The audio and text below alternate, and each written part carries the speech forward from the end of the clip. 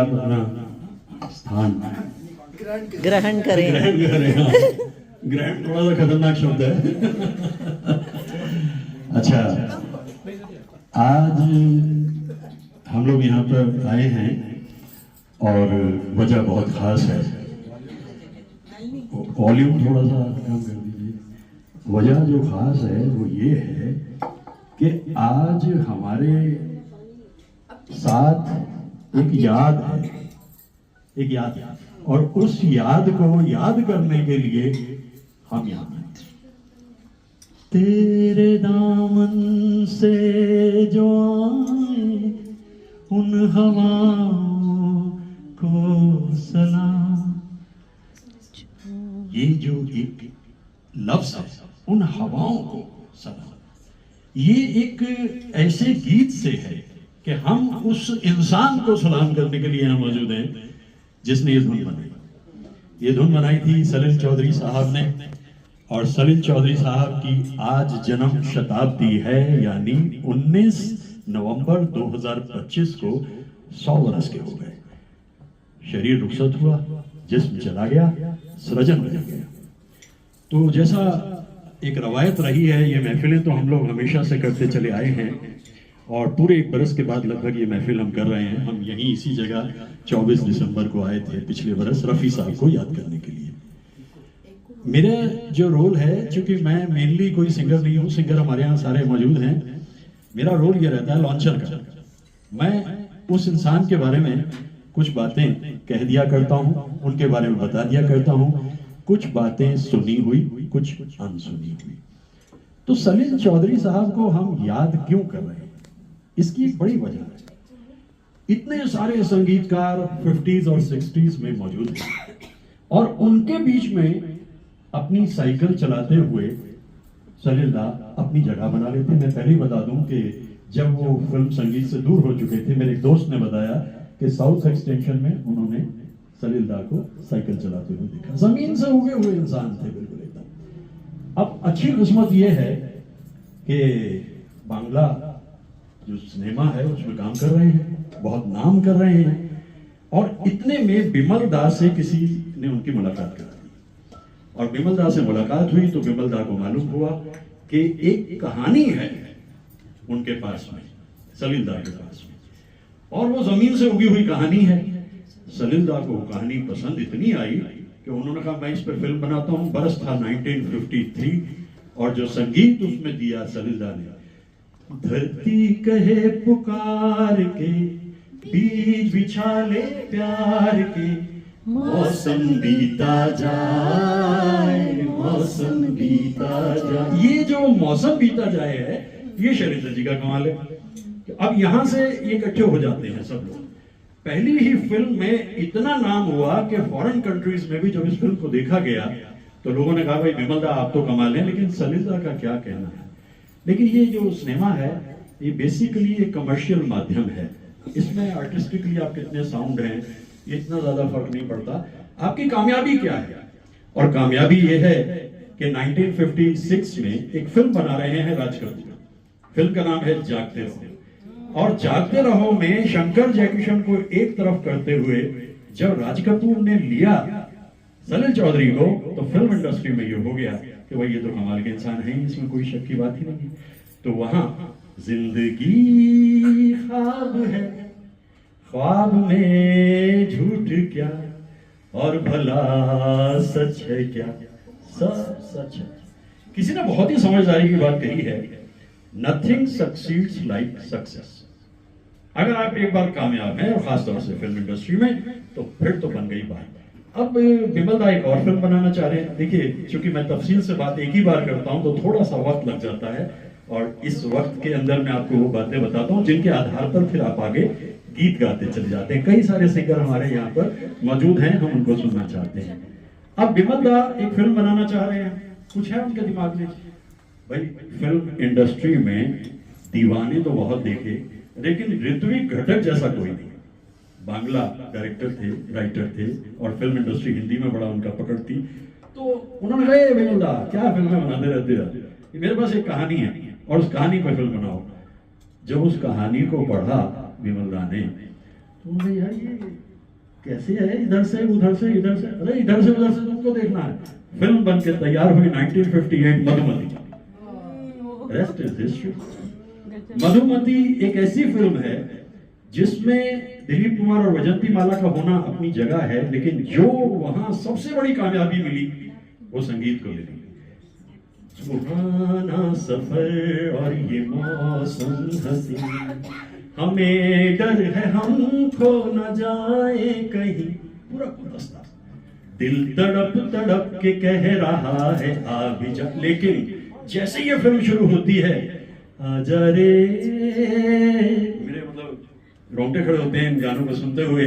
कैसे ये लिखे होंगे, पंथ निहार, पंथ निहार रहे हैं, इस शब्द का इस्तेमाल करना यहाँ पर, और फिर घड़ी घड़ी मुरा दिल धड़के, और वो जो गाने हैं जुल्मी संग, ऐसे ऐसे गाने बने इस फिल्म के कि जब फिल्म फेयर के जूरी ने ये तय करना है कि 58 की जो अवार्ड लिस्ट है वो क्या है, सबको देख के ताज्जुब हुआ कि मधुमती को कितने अवार्ड मिलते हैं, 9 अवार्ड, और उसमें सलील चौधरी साहब भी मौजूद हैं।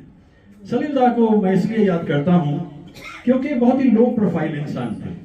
बचपन, देखिए बचपन का बड़ा रोल होता है, अक्सर मैं कहता रहता हूं कि फ्राइड का कहना है पहले 4 बरस जो है बड़े इंपॉर्टेंट होते हैं बच्चे की जिंदगी में। तो वो 4 बरस क्या है, पिताजी चाय बागान में डॉक्टर हैं और ये बच्चा घूमता रहता है, कभी इधर जाता है, कभी उधर जाता है, कभी बाग में, खलियान में, परिंदों में, चरिंदों में। तो उनके संगीत में फोक म्यूजिक जो है वो विशेष तौर से दिखाई देता है। तो वो मधुमती की कामयाबी हो गई। अब इसके बाद में फिर थोड़ा सा आगे की तरफ वो चलते चले जा रहे हैं, बढ़ते चले जा रहे हैं, लेकिन इसके बाद कोई बहुत बड़ी फिल्म उन्हें नहीं मिलती। तो सलील दा ने एक तरीका निकाला। 1965 में उन्होंने कहा कि रीजनल सिनेमा में चलते हैं, और रीजनल सिनेमा में जब वो पहुंचे तो उन्हें एक फिल्म मिली चेम्मीन के नाम से, मलयाली फिल्म, और नेशनल अवार्ड मिल गया इस फिल्म को। बस फिर क्या था, वो जो सिलसिला शुरू हुआ, मैं पहले ही आपको बताता चलूं, 75 हिंदी फिल्म्स की हैं सलील दा, 75 फिल्में, और 41 उन्होंने की हैं बांग्ला फिल्म, 27 उन्होंने की हैं मलयाली फिल्म, और 13 भाषाओं में संगीत दिया है सलील दा ने।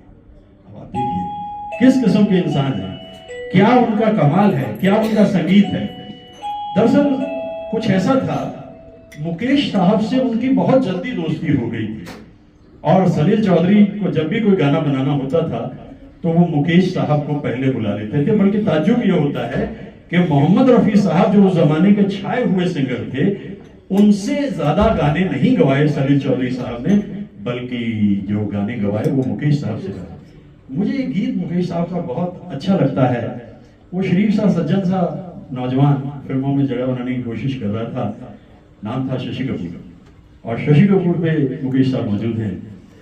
मैं अनजान पर आई द्वार तिहारे आई, तूने मुझे अपनाया जन्म की प्यास बुझाई, हाय रे मन की कलियां फिर भी खिलना पाई, कैसे मनाऊं दिवा गुन मोहे नहीं, आई मिलन की बेला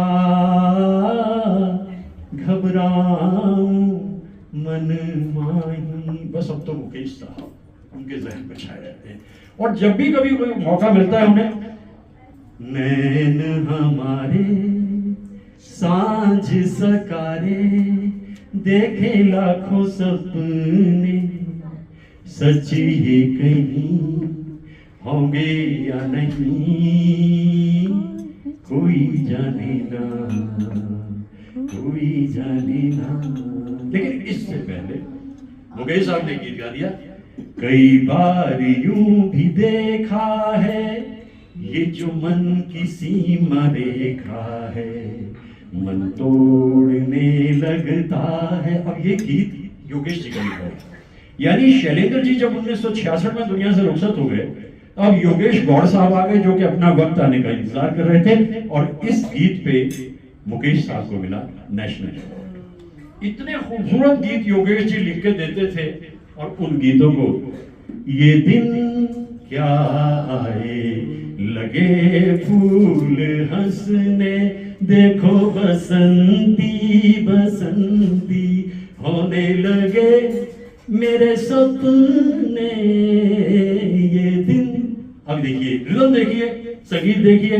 और इसी वक्त में एक और बात मैं आपको बताता चलूं कि मुकेश साहब से आप कर रहे हैं, लेकिन मन्ना दा को भी वो भूले नहीं, जब आनंद फिल्म बननी है तो 2 गीत जब मुकेश साहब ने कमाल के गा लिए, कहीं दूर जब दिन ढल जाए, और दूसरा मैंने तेरे लिए। देखिए मैं सिर्फ मुखड़े इसलिए बोल रहा हूं कि मुझे भी जरा जल्दी है आप लोगों को सुनने की।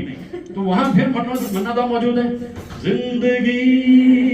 अब ये एक गहरी आवाज है, लेकिन एक गहरी आवाज और अभी बची हुई है, बांग्ला हो और हेमंदाना हो, गंगा आए कहां से। ये बात तो मैं अपनी जगह करता रहूंगा, लेकिन लता जी के साथ जो उनकी ट्यूनिंग है, वो क्या करते थे, पहले बांग्ला में एक ट्यून बना लेते थे, और ट्यून बना के फिर उसको लता जी से हिंदी में भी गवा देते थे।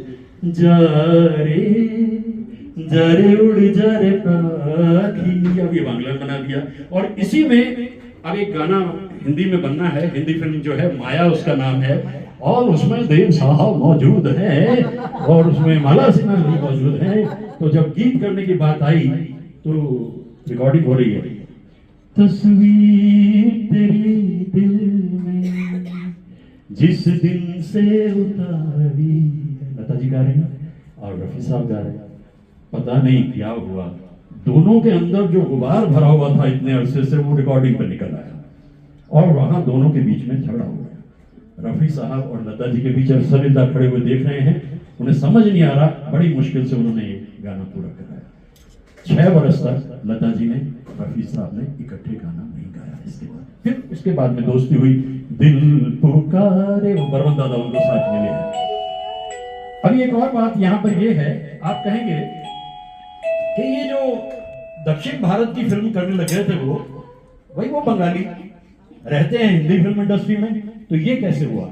उनकी किस्मत अच्छी थी, और उस अच्छी किस्मत का फायदा उन्हें ये होता है कि 2 नौजवान जो अपना करियर साउथ इंडिया में शुरू कर रहे थे, वो उनको मिल गए। एक का नाम था आर शेखर। अब ये आर शेखर जो है, ये इलेक्ट्रॉनिकली और एकूस्टिक से हिसाब से इतना एडवांस्ड है कि बार बार सिंगापुर जाता है, और सिंगापुर से जाकर ये म्यूजिक अच्छा सलेला ये। और एक छोटा सा बच्चा दिलीप इधर उधर घूमते हुए चारों तरफ, पापा आ गए लौटे, और ये दिलीप बार में बनता है AR रहमान। तो अब आप सोचिए कि सलील दा के साथ में कौन मौजूद है?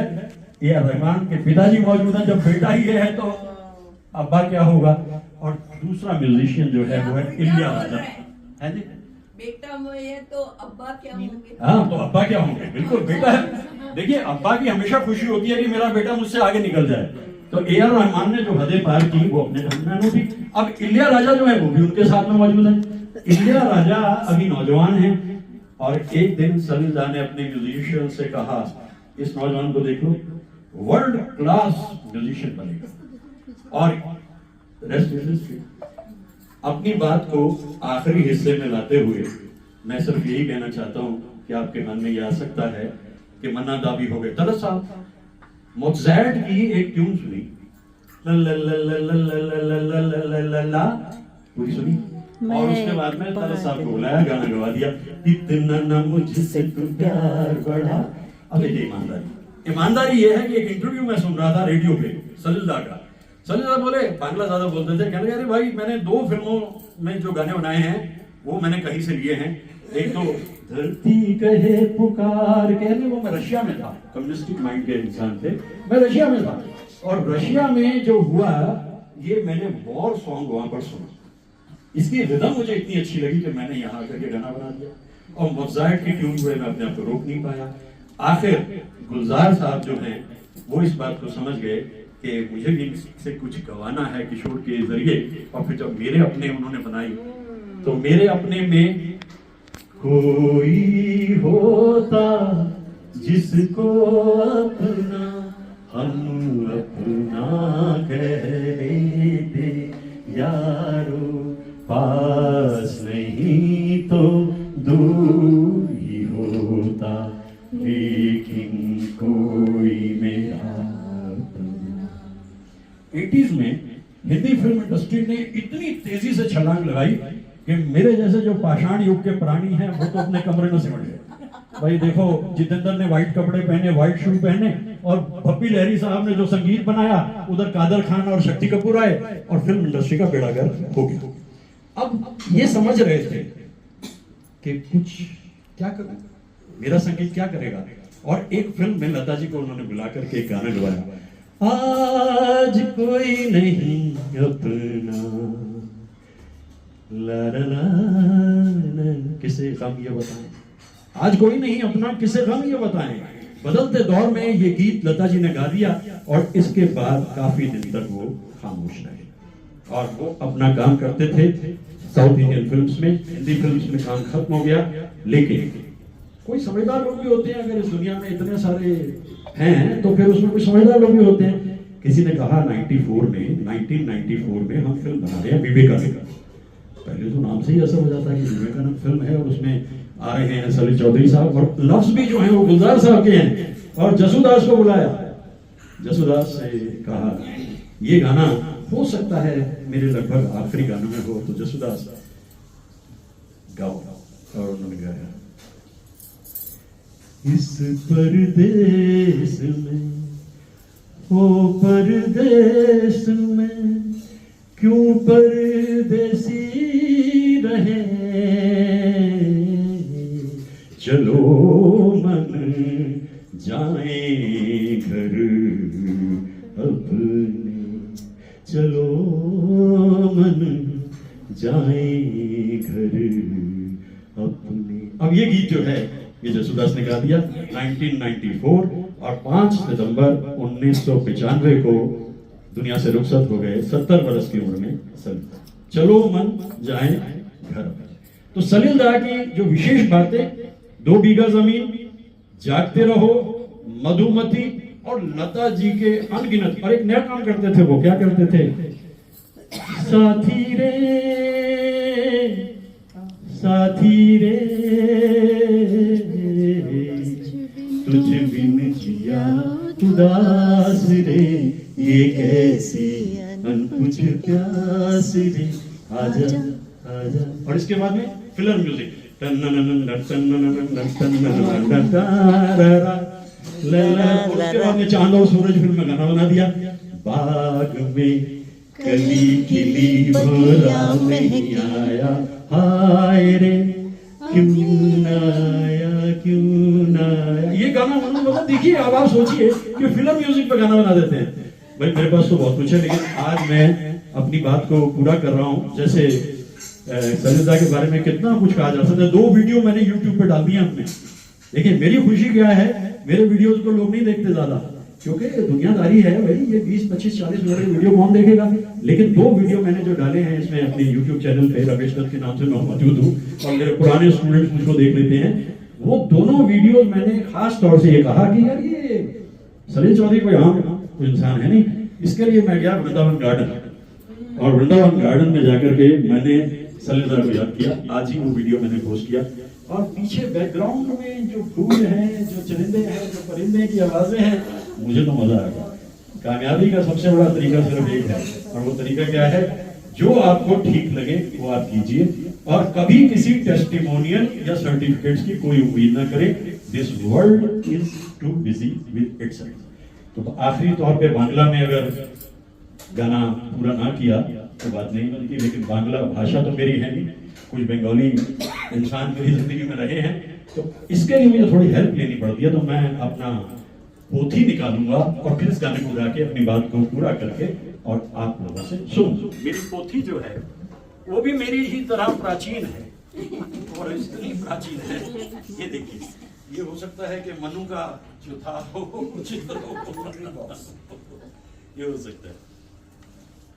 इसमें सलील दा ने, वो गीतकार भी थे, उन्होंने गीत लिखा, और गीत जब उन्होंने लिखा तो उसकी धुन भी बनाई। और धुन बनाई तो उन्होंने कहा गाता तो मैं भी अच्छा हूँ संगीत में, उन्होंने कहा। लेकिन हेमंत दा आप आ जाइए। 1972 में न जाने क्यों बंगालियत ऐसी छाई मेरे पे, 72 से लेके 74-75 तक, कि मैं बांग्ला गाने गाने लग गया। और मोने पड़े रूबी राय भी गाऊं, फिर यशो अनुराधा भी गाऊं, चौले जाते जाते भी गाऊं, ना जाने क्या क्या गाऊं। लेकिन ये गाना मैंने तब गाता था, अब वक्त के साथ भूल गया। আমায় প্রশ্ন করতো না, समझ गए ना?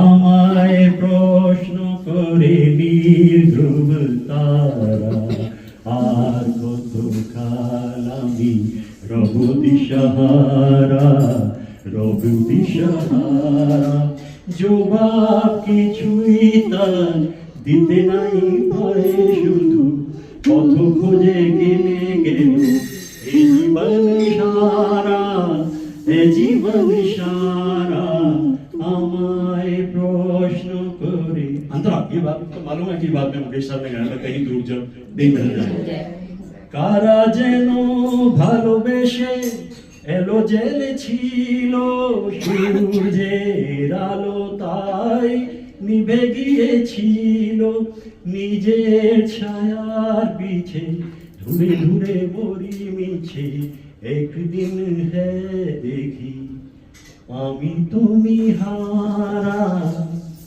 আমি তুমি হারা, আমায় প্রশ্न करे। ये मैंने बांग्ला गीत इसलिए गाया क्योंकि ये बात बनती नहीं, क्योंकि अगर आप में से किसी को लता जी का कोई भी गीत है याद तो उसको गीत, मैं इसलिए सिर्फ इतनी सी बात और आपसे बोल दूं कि जो मन में आपके आइए वो गाइए। जैसा मैंने कहा कि उम्र के इस पड़ाव पे पहुंचते हुए सरस्वती की इतनी कृपा है कि फ्रीक्वेंसी बनी रहती है, लफ्ज। और कौन लोग उनकी जिंदगी में सबसे अहम है? कानू रॉय। कानू रॉय उनके असिस्टेंट थे, और कानू रॉय को जब इंडिपेंडेंट मिला, मेरी जान मुझे जाना कहो, ये कानू रॉय। तो ऐसे गुणी, लेकिन जब मधुमती का संगीत बना रहे थे वो, तो वो समझ गए इसमें फोक की जरूरत है, इसमें कोरस की जरूरत है, और कोरस का स्पेशलिस्ट जो है वो शंकर जयकिशन के पास मौजूद है, सेबेस्टियन। और उन्होंने शंकर जी से सेबेस्टियन साहब को इधर भेज दो, मुझे इनकी बहुत जरूरत है। तो इस तरह से हम उन्हें याद करते हैं। आज के दिन विशेष 100 बरस हो गए, और सलिल दा की दुनिया एक अलग दुनिया थी। और जैसा मैं हमेशा कहता रहता हूँ, कभी कामयाबी की फिक्र मत करो। उन्होंने बहुत ज्यादा अवार्ड नहीं पाए, उनका सबसे बड़ा अवार्ड है कि इतनी दूर दूर से आकर के यहाँ ऐसे कदरदान बैठे हैं आज उनकी सेंटिनरी पे, जो बेंगलोर के ताज है। मतलब उनकी अपनी वुसअत, उनकी अपनी एक ऊंचाई है। और इस तरह से अब यहाँ से आगे चलेंगे। और मेरी जो वीडियो बना रही हैं ये उषा जी हैं, उषा जैकब जी, बड़ी बैंकर थी, पैसे के बारे में सोचा ही नहीं कभी। कल्चरली इतनी साउंड है, मैं सोचता हूँ कि इस वीडियो को मैं यहाँ पर खत्म करूंगा, और इसके बाद आप लोगों को सुनने के लिए मैं तो बिल्कुल तैयार हूँ। Thank you.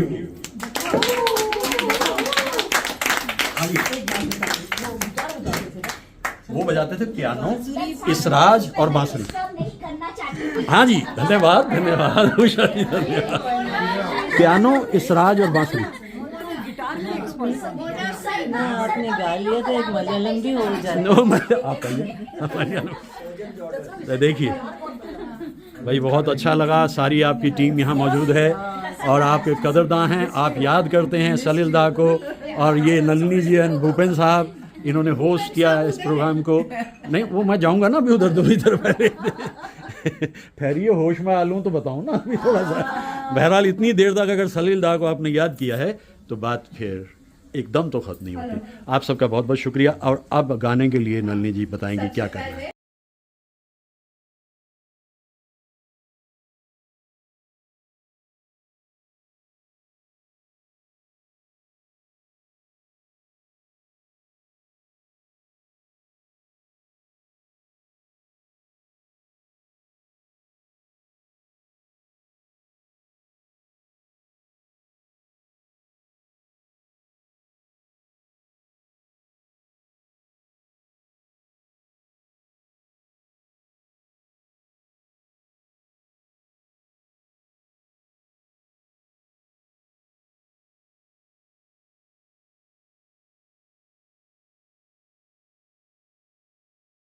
to Professor Ramesh Dutt. He is a walking, talking encyclopedia as far as films and music and films is concerned. Basically, he's a retired professor from Meerut University, and he taught in the same college where he studied in Saharanpur. And but he was a professor in English and world history. So please welcome Professor Ramesh Das.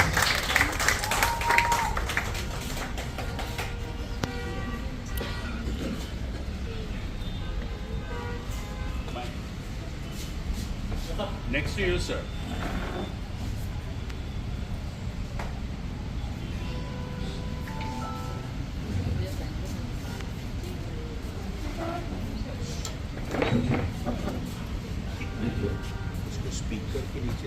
तेरा कोई साथ ना दे तो दुख से भीत जोड़ ले, बिछौना धरती को कर ले, अरे आकाश ओढ़ ले। है पूरा खेल जहां में तूने अभी कहाँ है खिला। चल अकेला अकेला तेरा मेला पीछे छूटा राही चल अकेला। मुझे यूं लगता है coming events cast their shadows before, वो परछाइयां जो आगे आनी है वो पहले ही दिखनी शुरू हो जाती हैं, वरना क्यों ये धुन बनाई जाती चल अकेला चल अकेला चल अकेला। वो भी एक ऐसे संगीतकार के लिए जिसने हजारों लाखों दिलों के दिल रौनक भर दी, खुशियां भर दी, और आखिरी दिनों में जिस तरह की जिंदगी उन्हें जीनी पड़ी वो बहुत अलग तरह की जिंदगी थी। घर भी गया, गृहस्थी भी गई, बच्चे भी गए, और जाकर कहीं सहारा लिया, वो सहारा भी गया, और उसके बाद कहीं कई गेस्ट हुए, वो भी वहाँ जाकर जिंदगी ने उन्हें बहुत सताया। मैं ओपी नैयर साहब की बात कर रहा हूँ। ओपी नैयर जब भी कभी ये नाम हमारे सामने आता है तो हम क्या सोचते हैं कि देखिए वो जो ढोलकी और घोड़े की जो एक ताल है वो तो इजाद उन्होंने ही की, और उसकी एक बड़ी वजह ये है वो खुशकिस्मत थे कि उनकी जिंदगी में बहुत जल्दी जीएस कोहली साहब आए। जीएस कोहली साहब तो ढोलकिया थे, और फिर उसके बाद जो कमाल करके दिखाया इन सब ने वो अपने दिल का अनूठा। मैं सबसे पहले शुरू इसलिए कर रहा हूँ उनके बारे में बात करता हुआ क्योंकि सेंटिनरी हो गई। 16 जनवरी को ओपी नैयर साहब 100 वर्ष के हुए, लेकिन हमने जो नाम दिया इस प्रोग्राम को वो नाम दिया त्रिधारा।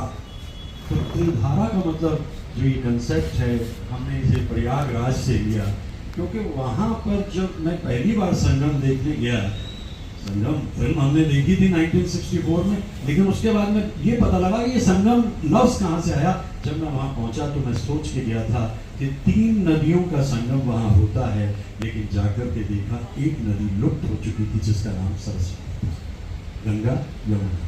50 बरस 100 बरस बाद जो लोग वहाँ जाएंगे क्या दिखेगा ये कुछ कहा नहीं जा सकता। तो ये त्रिधारा वहीं से आई है बात हमारे मन में।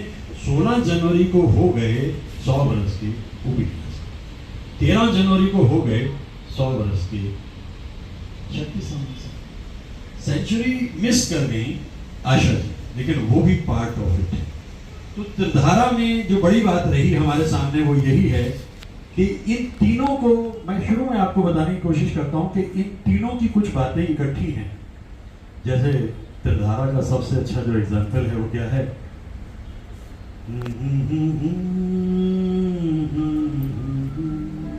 इससे आगे मुझे कुछ कहने की जरूरत नहीं है, इसलिए कहने की जरूरत नहीं है कि भाग्य नंदिता जानती है कि इससे आगे क्या है, क्योंकि एक सुर मैंने अभी छेड़ा और सबके मन में ये बात आ गई ये क्या है। ये सिर्फ इतना है कि डायरेक्टर शक्ति सामंत साहब हैं, आवाज आशा भोसले जी की है और धुन ओपी नैयर साहब।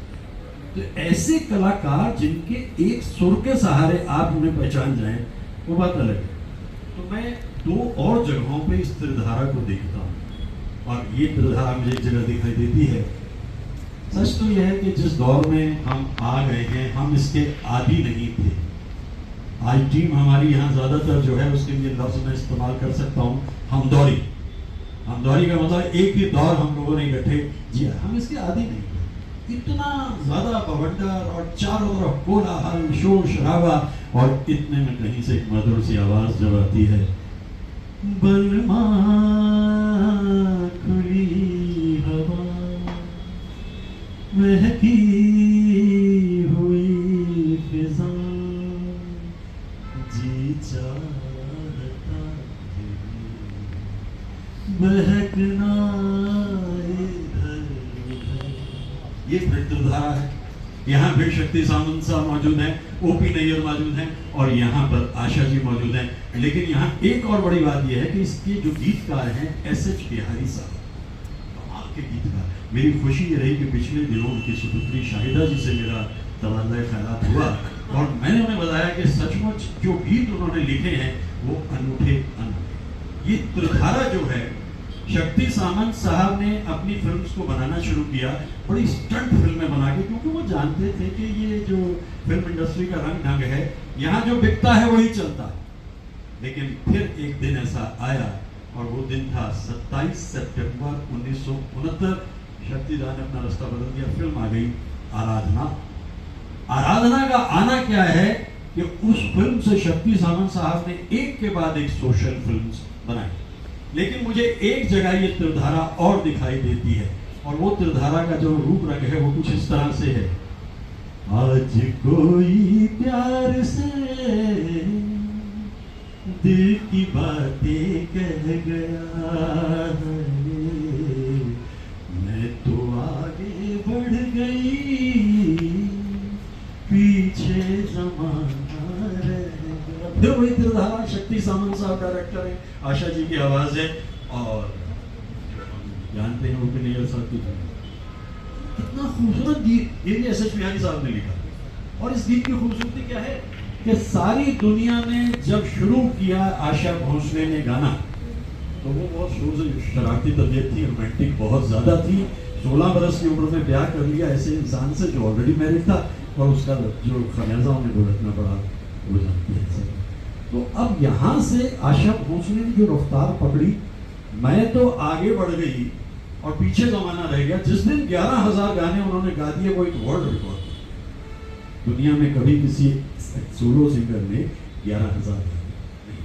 तो मुझे इस त्रिधारा के ये रूप दिखाई देते हैं और इसमें बहुत इंटरेस्टिंग। मैं देखिए आशा जी को मैं बहुत करीब से देख पाया था 1988 में जो सीरी फोर्ड में अवार्ड चल रहे थे, तो वहाँ मिला था उनको बेस्ट सिंगर अवार्ड और गुलजार साहब को बेस्ट लिरिसिस्ट। मेरा कुछ सामान तुम्हारे पास पर, वहाँ मैं उनसे मिला और मैंने उनको नमस्कार करके देखा। उनकी जो शख्सियत है वो जादुई है, और वो हम उनके गीतों में भी देखते ये है रेशमी, ऐसे ऐसे गीत जो सेंसुअल सॉन्ग्स में उनका कोई मुकाबला नहीं। शक्ति सामंत साहब की जो फिल्म्स हैं, उन फिल्म्स में जैसे मैंने बताया कितनी सोशल फिल्म्स का जिक्र कर लीजिए, लेकिन मेरी जो सबसे पसंदीदा फिल्म है वो है इवनिंग इन पेरिस। इतनी एंटरटेनिंग फिल्म बनाई शक्ति दा ने, और वहाँ भी आशा जी का साथ दे दिया उन्होंने, रात के हम सफर। तो इस तरह ये त्रिधारा बनी और अभी हमारे सामने दुधारा है और भी सिंगर्स की उम्मीद की जा रही है। और मैं यहाँ सिर्फ एक लॉन्चर के रूप में आता हूँ, क्योंकि जैसा मैंने कहा कि इस दुनिया में जो चारों तरफ हो रहा है, मुझे उससे थोड़ी सी शुरू में दिक्कत हुई, अब नहीं दिक्कत होती, क्योंकि मैंने अपनी दुनिया ही अलग बनाई। जब मैं पढ़ाता था तो मैं वॉल्टेयर का एक सेंटेंस सुनता था, cultivate your own garden more than that you can do anything. अपना आंगन ठीक कर लो, जीने लायक हो जाओगे। मैंने अपना आंगन ठीक कर लिया, एक यूट्यूब पे चैनल बना लिया और वहाँ अंधाधुंध वीडियो बना के डाल जाता हूँ, लेकिन 50s और 60s का इधर की तरफ मैं नहीं आता। तो ये है ना कि आपको जिंदा रहना है तो कुछ अच्छा अच्छा आपको करना पड़ेगा। मैंने ओपी नैयर साहब की जिंदगी के वहां से शुरू किया, क्योंकि मुझे उस फनकार से बेहद दिलचस्पी है। अब एक तो और वजह है कि उन्हें मसूरी बहुत पसंद थी। मसूरी मेरे घर से 100 किलोमीटर है, जहाँ मेरा शहर है सहारनपुर, वहाँ से 100 किलोमीटर है। जब मैं कॉलेज में पढ़ाता था 10:30 बजे क्लास खत्म हुई, मोटरसाइकिल उठाई और मैं मसूरी चला जाता। तो मुझे वहां पता चला कि वो लाफानी गीत जो बनाया था, जिसकी धुन, वो कौन सा था? यही वो जगह है, यही वो फिजा, यही पर कभी आप हमसे मिले। हो सकता है वो वहाँ आशा जी से मिले हों, क्योंकि जिस रूप में ये मोहब्बत आगे बढ़ती चली जा रही थी, वहाँ कुछ भी मुमकिन था। लेकिन कुछ भी है, हमको जो गाने मिल रहे थे वो अद्भुत ही थे। रातों को जोड़ी आशा जी की आवाज़ की खनक जादुई थी। और ओपी नैयर साहब ने एक इंटरव्यू में मैं सुन रहा था, वो बाद में आशा जी जैसे मैंने शरारती थी तो उनका सिलसिला पंचम के साथ शुरू हो गया बहुत जल्दी, और ओपी साहब वहाँ से हटना पड़ा उनको। तो एक इंटरव्यू में वो कह रहे थे, अरे अब क्या गाती है आशा, जो गवाना था मैंने तो गवा दिया उसको। और एक बार वो ये भी कह रहे थे कि लता मंगेशकर के साथ मैंने कभी काम नहीं किया, करूँगा भी नहीं, ऐसी सिंगर कोई है नहीं। ये बड़ी बात है, क्योंकि पहली 1952 में एक फिल्म बन रही थी आसमान, तो आसमान में पहली बार ओपी नैयर साहब के साथ में लता जी को गाना है। लता जी न जाने क्यों क्या हुआ, वो रिहर्सल पे नहीं जा पाई। अच्छा, कुछ तल्ख मिजाज तो ओपी सर थे, धुनें बड़ी उनकी मासूम और मोहब्बत से भरी होती थी। तल्ख मिजाजी ये रिहर्सल पे नहीं आई। मैं और लता के साथ जिंदगी में कभी काम नहीं करूँगा, 1952, और इस बात को उन्होंने पूरा दिखाया।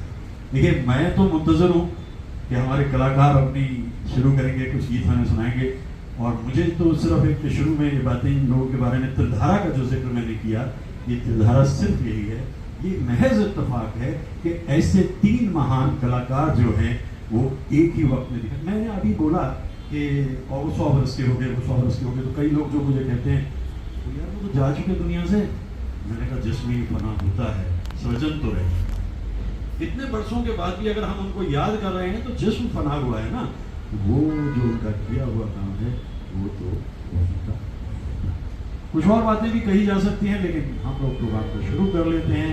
और प्रोग्राम को शुरू करते हुए जैसा मैंने बताया कि कुछ टिपिकलिटीज, देखिए शक्ति सामंत साहब को मैंने नमस्कार किया था देवानंद साहब की जो बुक लॉन्च थी रोमांसिंग विद लाइफ, मैं उसमें गया, मेरे मित्र कंवलजीत की वजह से जो कुछ होता है वो पाता है। हम जब वहाँ गए तो वहाँ एक से एक जो anybody who was somebody was there, Amitabh Bachchan ने लॉन्च की थी बुक, तो वहाँ मैंने देखा इधर से शक्ति सामंत साहब आए और मैं उनके पास में गया, मैंने उनको नमस्कार किया और उन्होंने बहुत ही प्यार से जवाब दिया, लेकिन मैंने ऊपर तक झांक कर उनके चेहरे पर देखा एक अजब सी मायूसी। जो इतने महान कलाकार होते हैं, सारी जिंदगी मेहनत करने के बाद में आखिर ऐसा क्या हो जाता है कि जो बुजुर्गी है वो उदासी में चली जाती है, और उसके सिर्फ 1.5 वर्ष के बाद में शक्तिदा का इंतजार। बहुत सी बातें फिल्म इंडस्ट्री की, मैं तो जैसे बताया कि जब मैं 2013 में रिटायर हुआ 30 जून को, और इस बीच में मैं कॉलेज में पढ़ाता रहा 40 साल तक, रिसर्च भी करवा दी, 9 PhD भी करवाई, पहले तो खुद की, लेकिन मैंने कहा देखो अब पढ़ाई लिखाई की बात मत करना मेरे स्टूडेंट्स प्यारे, और अब मैं सिर्फ फिल्म्स का जिक्र करूंगा, और फिल्म्स भी 50 और 60 और इतनी सी सल्पा चल। तो अब मैं वही बातें करता हूं, और वही आप लोग जैसे जानते हैं कि उस दौर का रस अलग था। एकदम हम अगले मोड़ में देखते हैं, क्योंकि कलाकारों को आप अच्छी तरह जानते हैं, ये हमारे रिचर्ड साहब, क्या कहना है इनका, उधर हमारे प्रकाश जी, क्या कहना है, तो राम साहब इनको इंट्रोड्यूस करते हैं, आनंदिता को हम 10 साल से सुनते चले आ रहे हैं, और इनकी सबसे बड़ी खुशकिस्मती है कि त्रिपुरा से हैं, और बर्मन दादा भी त्रिपुरा के राजकुमार होते थे इस जमाने में, तो इनको आशीर्वाद दे गए। मैं तो जा रहा हूँ, लेकिन तुम इसको संभाले रखना इस वजह से। तो राम साहब तो बहुत ही मॉडेस्ट इंसान है। जब मैंने 10 साल पहले हमने यहाँ प्रोग्राम करने शुरू किए, तो हम एक प्रोग्राम करने जा रहे थे, और किसी ने नाम लिया कि यार उसमें राम नागराज को बुला लो, वो आजकल गाते नहीं है। ये राम नागराज कौन है भाई, मैं तो नहीं जानता था। कई सारे सिंगर, लगभग सारे ही सिंगर जो बेंगलोर के, उनके साथ हम लोग काम कर चुके। ये कौन बंदा है, यार तुम कोशिश में मत करना, उसने आना नहीं, वो एक जमाने में टॉप क्लास सिंगर आया, आराम कर। मैं इनके पास पहुंचा, और सुबह मैं इनके यहाँ लगभग 8 बजे के करीब पहुंच गया, और रात को 7 बजे के करीब मैं वहाँ से वापस आया। लेकिन इनकी हाँ लेकर के अगले दिन जो प्रोग्राम होना है उसमें आ पाए। तो जब मैंने इनको सुना तो मैंने चारों तरफ प्रचार और प्रसार कर दिया विविध भारती की तरह कि भाई ऐसा सिंगर जो है वो बेंगलोर में कोई है ही। 5 साल बाद फिर मैं लगातार इनको सुनता रहा, मैंने रेंज बढ़ा दी और मैंने कहा ऐसा सिंगर तो जो है पूरे साउथ इंडिया में नहीं, और मैं इत्मीनान से कहता हूँ ऐसा सिंगर तो दुनिया में नहीं। कैसे?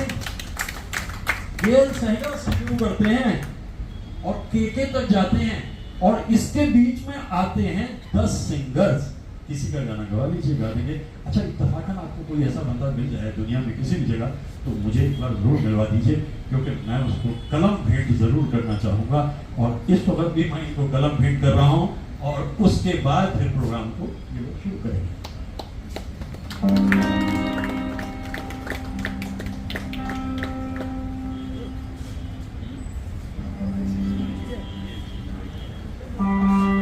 सर बहुत बहुत शुक्रिया। हाँ सर एक मिनट में मैं इस वक्त और ये थोड़ा सा कुछ भेंट करना चाहता हूँ जो साथ लेकर आया हूँ, और वो ये है कि इल्म की जो रोशनी इन्होंने फैलाई है और जो संगीत का प्रचार प्रसार हुआ है, उसमें मैं ये क्षमा लाने को भेंट कर रहा हूँ। और इसके अंदर एक छोटी सी क्षमा है, जब ये जलेगी तो ये अंधेरों को दूर करेगी।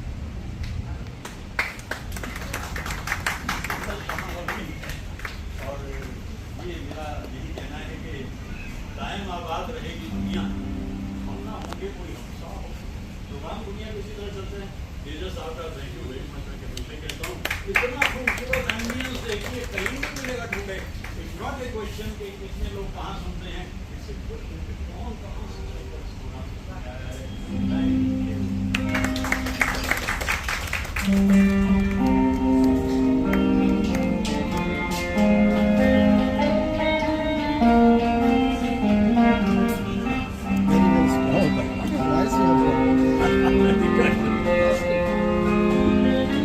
Thank you. Thank you. Pratap, thank you.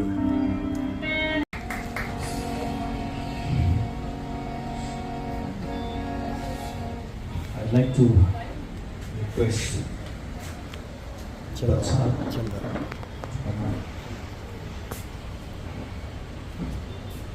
let's listen to some very interesting trivias, because like I said, he is a walking, talking encyclopedia.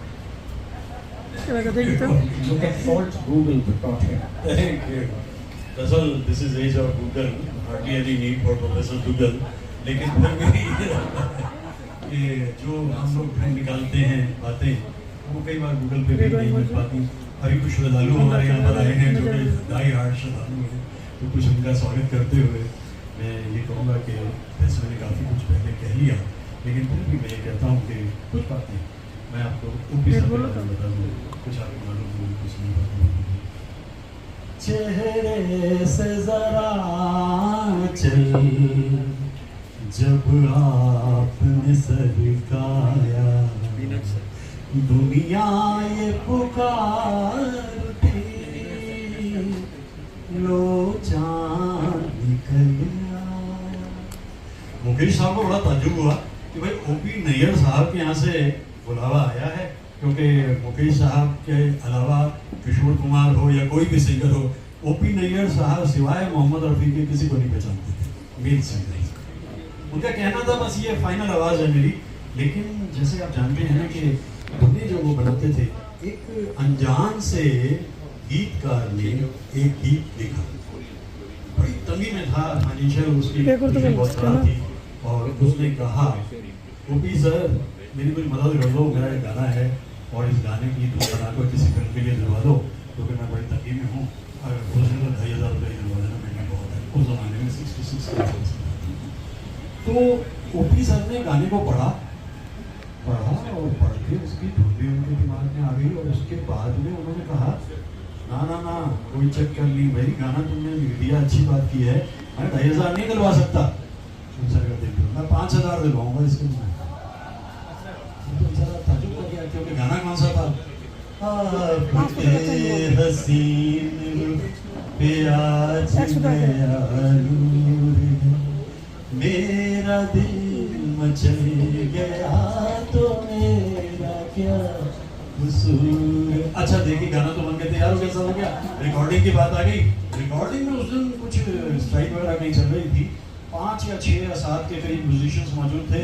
OP sir ने उधर तो देखा बाकी कहाँ है, उसने कहा जी वो सारे स्ट्राइक की वजह से। चलो गाने की रिकॉर्डिंग होगी, रफी साहब आ गए हो, रफी साहब आ गए। रफी साहब से बड़ी मोहब्बत थी, लेकिन मोहब्बत की सबसे बड़ी दिक्कत यह है कि जब ये नफरत में तब्दील होती है तो बस फिर सारे रिकॉर्ड टूट जाते हैं। रिकॉर्डिंग की तैयारी हो चुकी है और ओपी नैयर साहब के साजिंदे तैयार हैं और इतने में पता चला कि रफी साहब नहीं आए, टाइम हो गया, वक्त हो गया। अब काफ़ी देर, 1 घंटा लगभग, 1 घंटे बाद जब रफी साहब वहाँ पहुँचे, रफी साहब क्या हुआ, कहाँ रह गए थे आप? यार वो शंकर जयकिशन की मेरी चल रही थी रिकॉर्डिंग, मैं वहाँ पर था, तो तुम ऐसा करो मैं शंकर जयकिशन के साथ जाओ, मैं तुम्हारे साथ अब काम नहीं करूँ। 2-2.5 बरस तक। लेकिन ऐसा होता ना कि जब दो लोगों में बेपनाह मोहब्बत होती है और फन के जरिए अगर होती है तो फिर दोनों एक दूसरे को मिस करते हैं, लेकिन एक बीच में दुश्मन आता है जिसे ईगो कहते हैं, आना। ओपी बैठे हैं और एक दिन ओपी की आंखें खुली की खुली रह गई, देखा हाँ जी ओपी सर कैसे हो। रफी साहब उनके घर पहुंच गए और घर पहुंच के कहते हैं कि रफी साहब के बारे में खुद ओपी नैयर ने कहा कि भाई मैं शर्मिंदा हो गया, इतना बड़ा गायक, इतना बड़ा इंसान मेरे घर चल के आ गया। तो ये जो इन लोगों की अंडरस्टैंडिंग थी आर्टिस्ट की, वो अंडरस्टैंडिंग बड़ी गहरी थी और जिस तरह के गीत ये बनाते थे वो अपने ढंग के अनूठे हो ही जाते थे। अब जब चल रहा है ऑर्केस्ट्राइजेशन की बात आई, एक गाना बनाकर एस.एच. बिहारी साहब, मैं आज बार बार इसलिए भी जिक्र कर रहा हूँ कि हमने पिछले दिनों बहुत हाईलाइट किया है एस.एच. बिहारी साहब को। ऐसे गुमनाम से जो इंसान होते हैं, जो काम करते हैं चुपचाप और बेहतरीन काम करते हैं, उन्हें सामने लाए जाने की जरूरत होती है। गाना बन के तैयार हुआ, ऑर्केस्ट्रा, हाँ जीएस कोहली क्या प्रोग्राम है, कैसे बनेगा, क्या करना है सर, इसमें एक अलग से एक्सक्लूसिव इंस्ट्रूमेंट की जरूरत है। कौन सा इंस्ट्रूमेंट है यार, इसके लिए बता। देखो अगर आप उनसे बात कर सको, क्योंकि मनोरी जो है इस वक्त शंकर जयकिशन के साथ है, मनोरी सिंह सैक्सोफोन प्लेयर, और सैक्सोफोन प्लेयर को कॉन्टेक्ट, वो लोग ही इतने कमाल थे। मनोरी साहब वक्त है आपके पास में, मनोरी ना है दुनिया उसी की जमाना उसी का, और उसमें गाने में जो सैक्सोफोन बजा है वो कमाल है। और रफी साहब की मोहब्बत का एक और आपको बात बताता हूँ मैं कि गाना ये जो तैयार हो, इसमें शक्ति सामंत साहब की फिल्म का गाना अभी जो चल रहा था कि तारीफ करूँ क्या उसकी, तो तारीफ करने के बाद में क्या हुआ कि ना जाने शम्मी कपूर को क्या शरारत सूझी। शम्मी कहता है यार मुझे ऐसा लग रहा है कि आखिर में जब ये गाना खत्म होता है तो मुझे झील में गिरना है। वो एकदम मैं झील में नहीं गिरने का, मैं चाहता हूँ कि 3, 4, 5, 6 बार इसको कहा जाए तारीफ। वो भी नैयर ने कहा देख शम्मी, तेरा जो काम है तुझे उतना काम कर, मेरा काम म्यूजिक डायरेक्टर का काम है, म्यूजिक ये नहीं हो सकता। अच्छा शम्मी कपूर भी उस्ताद, वो पहुंच गए रफ़ी साहब के पास में, रफ़ी साहब यार मैं इस तरीके से देखो ये है। और रफ़ी साहब तो इतने दरिया दिल इंसान थे, मैं जब कोटला सुल्तान सिंह गया था तो उस जगह जहाँ उनका घर होता था उसको मैंने सजदा किया कि यहाँ वो नन्ना सा बच्चा दुनिया में आया। उन्होंने कहा नैयर साहब क्या प्रॉब्लम क्या है यार इसके बाद में, अगर नहीं ठीक लगा काट देंगे, डिटेक्ट निकाल देंगे। यार ठीक है चलो कर लो तारीफ। लेकिन रफ़ी साहब ने एक तसल्ली दे दी, 6 की 6 बार मैं अलग अलग तरीके से कहूँगा, मोनोटनी नहीं आने देने का। अब तो ये कमाल देखिए ना कि वो कलाकार किस तरह के थे। और फिर मोहब्बत की बातें जहाँ तक उठती हैं, ये भी एस.एच. बिहारी साहब से जुड़ी बात है कि जब तर्क ताल्लुक होने वाले होते हैं, जैसे कहते हैं कि रंज की जब गुफ्तगू होने लगी, आपसे तुम और तुमसे तुम होने लगी। तो ऐसा एक दौर जो है आशा भोसले और ओपी सर के बीच में आ गया और अब फिल्म बन रही है, गाना बन रहा है। एस.एच. बिहारी साहब से कहा भी लिख दो, एस.एच. बिहारी साहब समझ गए कि बॉर्डर लाइन केस है, तो उन्होंने गाना लिख दिया। उसकी रिकॉर्डिंग जब आशा भोसले ने की, कहते हैं कि रिकॉर्डिंग रूम में इतना तनाव था, साउंड रिकॉर्डिस्ट ने कैसे उस गाने को रिकॉर्ड किया, वो तनाव ही इस गाने की जान बन गया। और वो जाने से चैन से हमको कभी आपने जीने ना दिया। अब इसमें शिकायत भी थी, कह नहीं सकते क्या था कैसे हुआ, लेकिन इतना जरूर हुआ कि फिल्म फेयर ने इस गाने को बेस्ट सॉन्ग का अवार्ड दिया। अब जब उस जमाने का फिल्म फेयर के जो अवार्ड होते थे मिड 60s में, लेट 60s में, वो बड़े मीनिंगफुल होते थे, फिर तो सभी कुछ दुनिया में बदल गया। तो अब इस गाने को अवार्ड देने के लिए इस बार का बेस्ट सिंगर अवार्ड जाता है आशा भोसले जी को। आशा भोसले जी आई नहीं, वो आई नहीं होती थी, लोगों की नज़र भी। ओपी सर मौजूद हैं, हम उनसे रिक्वेस्ट करते हैं कि वो आ जाए। ओपी सर वहाँ तक गए, अपना हैट लगाया हुआ होता था और वहाँ पहुँच कर जाकर के अवार्ड लिया और बाहर आए तो बाहर आकर के गाड़ी में बैठे वो मारा फेंक के अवार्ड दूसरी तरफ। होगी सिंगर अपने घर की, मुझे क्या देना था। जो लोग उनके आसपास में थे वो ताज्जुब कर रहे, यार ये किस किस्म का इंसान है। ओपी नैयर साहब के बारे में ये कहा जाता है कि उनकी तलखी के, उन्होंने खुद बोला था बेटी को, मैंने एक बार उनका इंटरव्यू सुना था, उन्होंने कहा यार मेरे को लोग कहते हैं तुम बहुत तगड़े आदमी हो और इतनी मीठी धुनें कैसे बना लेते हो। कहता मुझे नहीं पता, बचपन में एक तो मेरी माँ मुझे मारती बहुत थी क्योंकि मैं पढ़ता बिल्कुल नहीं था, ये मेरे से बेहतर कौन जानता है, क्योंकि वो इतनी पिटाई कर देती थी कि मैं बहुत दुखी हो जाता था, फिर मैं रोने लगता था। और उसके बाद में मुझे करवाहट से आ गई। अब उसके बाद में वो करवाहट के आई, फिर उन्होंने कहा एडिंग सॉल्ट टू इंजरी, एक बार कुत्ते ने काट दिया। अब उस जमाने में 14 इंजेक्शन लगते थे, पता नहीं लगे कि नहीं लगे मुझे नहीं मालूम, लेकिन ये तलखी का कारण अगर ये है, वो आदमी क्या धुने बना रहा है। हर टुकड़ा मेरे दिल का देता है गवाही, दिल टूट गया आपको आवाज ना। आप समझ रही होंगे, नेताओं के गानों से बचा के निकालो उन्होंने गाना है, मैं उन्हीं गानों का जिक्र कर रहा हूँ जो कम पूछो न हमें क्या क्या नजराने लाए। अब देखिए मैं एक और बात बता दूं, क्योंकि मैं खुद आज इतना लुत्फ ले रहा हूँ जिस अंदाज से हमारे दोनों सिंगर बैठे हुए यहाँ पर गा रहे हैं, और राम साहब तो उसी दुनिया में पहुंचे पुकार देता। तो इस तरह की जो बातें वहाँ पर होती हैं, और ओपी नैयर साहब की जिंदगी में बहुत कुछ है, बहुत कुछ है, और वही एक ऐसा इंसान है जो देखिए 1957 एक बड़ा इम्पोर्टेंट ईयर है।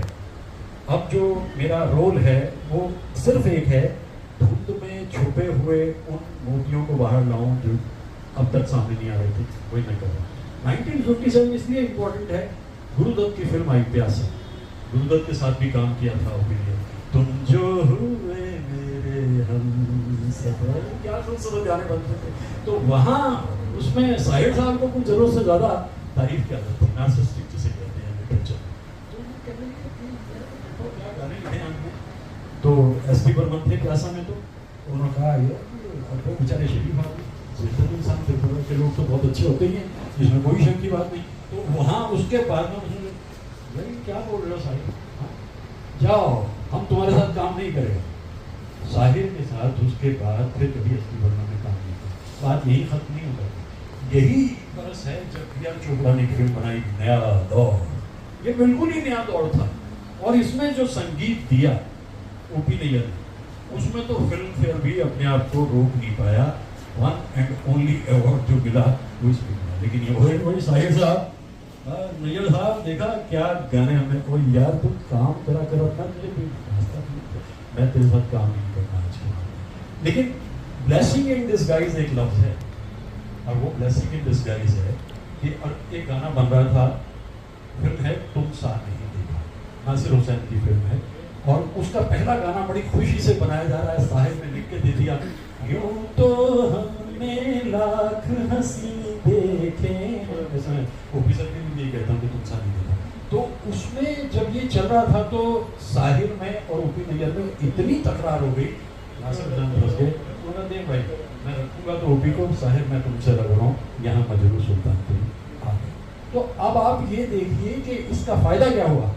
इसका फायदा ये हुआ, ओपी ने कहा साहिर गया है ना, अब देखो जरा मैं फिल्म इंडस्ट्री को क्या कर देता हूँ। एसएच बिहारी, फारूक कैसर, अंजान, अजीज कश्मीरी, और ऐसे न जाने कितने सारे गीतकार जो इंतज़ार कर रहे थे कि हमें मौका मिले, उन्हें मौका मिल गया। तो इस तरह ये जो बड़े महान लोग हैं, ये हमारी त्रिधारा, मैं त्रिधारा के बारे में पहले बात कह चुका हूँ कि भाई आज हमारे पास 3 शख्सियत जो हैं वो बड़ी कमाल की शख्सियत हैं। शक्ति साहब के बारे में आप जितना कहते हैं, आशा जी और ओपी नैयर दोनों जुगलबंदी है, एक दूसरे से अलग होती ही नहीं है। और अब देखते हैं कि अगला गीत कहाँ से कैसे कितना आता है। मैंने जितने गानों का जिक्र किया है वो सब बचा के निकालते हैं। थैंक यू सर, बहुत बहुत शुक्रिया।